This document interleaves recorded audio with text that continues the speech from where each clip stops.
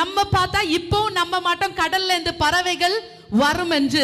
ஆனா தேவனுக்கு தெரியும் அந்த கடலால அந்த பறவையை கொண்டு வர முடியும் என்று.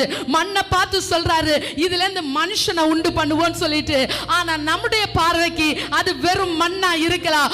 ஆனா அந்த மண்ணை அதை மனுஷனா மாற்றுவதற்கு என் தேவனால முடியும். அந்த மனுஷனுக்குள்ள ஒரு ஜீவ ஆத்துமாவை கொடுக்கிறதற்கு என் தேவனால முடியும். அந்த மண் பாண்டங்களை உபயோகப்படுத்துவதற்கு என் தேவனால முடியும். எத்தனை தேவனுடைய பிள்ளைகள் விசுவாசிக்கிறீங்க அந்த மண்ணை மனுஷனா எடுத்து அந்த மனுஷனை உபயோகப்படுத்த முடியும் என்றால் உன்னுடைய சூழ்நிலை அது ஒன்றும் முடியாத ஒரு சூழ்நிலையா இருந்தாலும், அது சீரோவா இருந்தாலும், அது அடைக்கப்பட்ட வாசலா இருந்தாலும், அந்த அடைக்கப்பட்ட வாசல் என் தேவனுடைய கரத்துல போகிற நேரத்தில் அந்த அடைக்கப்பட்ட வாசல் உனக்காக திறக்கும். எத்தனை பேர் விசுவாசிக்கிறீங்க?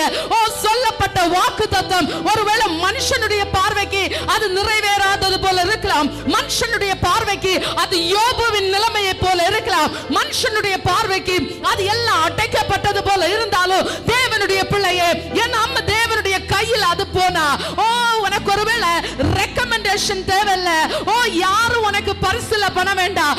ஆனா கர்த்தர் ஒருவர் இருக்கிறார் பாரு, அவர் கையில போயிட்டா, அவர் ஒருவர் நினைத்தால் தேவனுடைய பிள்ளையே அந்த அடைக்கப்பட்ட வாசல் உனக்காக திறக்கப்படும்.